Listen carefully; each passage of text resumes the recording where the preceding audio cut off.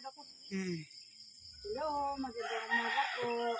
Ngayon po ay nandito tayo, magkakatay tayo ng baboy para po sa handa ng bibi namin sa 2 buwan na po. Ito na po siya, saka mamaya pa yung iba. Ikot mo.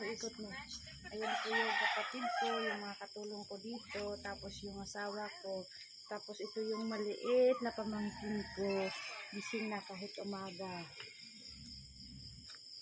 Nagiinit pa kami ng tubig kasi hindi siya nagtasya. Hindi ko alam kung mga ilang kilo na to ngayon. Yung isa, tapos hindi ako nakapag-video nung binyag ng anak ko kasi nga busy. Alam niyo naman, dito sa probinsya, pagkatapos ng event, kainan na. So, ito lang muna.